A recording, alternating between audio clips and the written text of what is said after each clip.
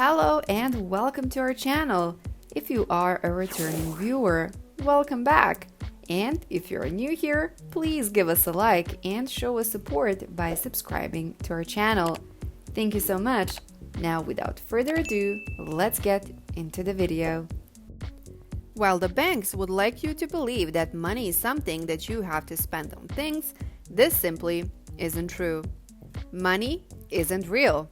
It's an idea that we have created in order to facilitate trade and help us keep track of how many apples we have versus oranges. And while it can be useful in certain situations, there are also times when it might be better not to use money at all, like when you need a loan from the bank. Truth number 1. Banks are not the only place to get a loan. There are other places you can go for financing: non-bank lenders, peer-to-peer lending, and even from friends and family. Non-bank lenders include credit unions, community banks, and online lenders such as Prosper for personal loans and Lending Club for business loans. Peer-to-peer lending platforms like Lending Club or Prosper connect borrowers directly with investors who are willing to fund their projects at rates that are typically lower than those offered by banks. And if you are looking for more traditional ways of borrowing money from family members or friends, perhaps because your banking relationship is strained, consider an unsecured personal loan instead of opening up a line of credit so that you can avoid paying interest on the amount borrowed. Truth number 2. Banks have plenty of money to lend.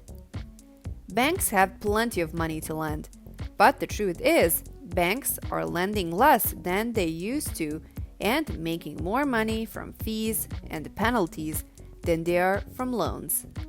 According to Forbes, between 2008 and 2018, U.S. bank profits rose by 71%, while loan growth dropped by 54%.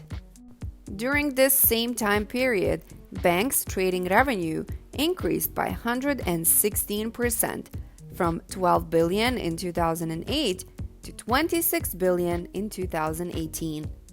This increase was mostly driven by securities trading, up to 97%, rather than foreign exchange or commodities. Truth number 3. Getting a loan is possible, even with poor credit. If you have bad credit, you can still get a loan.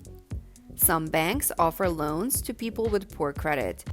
These lenders will work with borrowers who have previously been denied or rejected by other financial institutions. They understand that life is unpredictable and can throw many curveballs our way, but they still want to help their customers get the financing they need. There are two main types of companies that offer these kinds of loans: peer-to-peer lenders and alternative finance companies or fintechs. Peer-to-peer lenders are similar in structure to payday loans because they connect borrowers directly with investors who fund their loans through an online platform. However, unlike payday lenders, peer-to-peer lenders don't charge high fees or interest rates on their products, which means borrowers may be able to pay back what they owe faster. If you don't qualify for traditional bank financing due to poor credit history, but still need cash for an unexpected expense like medical bills or home repairs, consider getting an unsecured personal loan from Lending Tree. Truth number 4. There are alternative ways to get approved for a loan. You can get a loan without a bank by using peer-to-peer lending platforms, borrowing money from friends and family, or going to a credit union. Peer-to-peer lending platforms allow you to apply for an unsecured personal loan online by submitting information about your income, assets, and credit score. If you are approved, the platform will connect you with potential lenders who can provide funding at competitive rates and terms, with APRs ranging from 7% to 35%.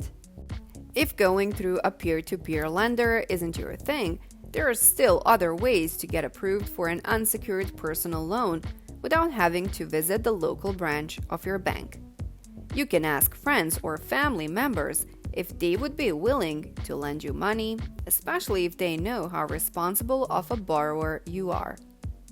If that doesn't work out because they are not comfortable doing so or aren't in possession of enough capital themselves, consider applying for an auto title loan instead.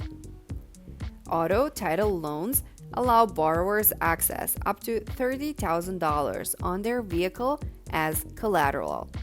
However, since this type of financing only lasts 2 years before getting renewed again, and because interest rates tend towards being higher than traditional mortgages, it's important to make sure that whatever financial situation necessitated taking out such large sums will be resolved within those 2 years before beginning repayment plans after expiration date passes.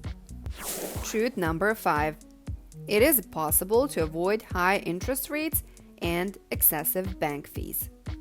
Banks are in the business of making money.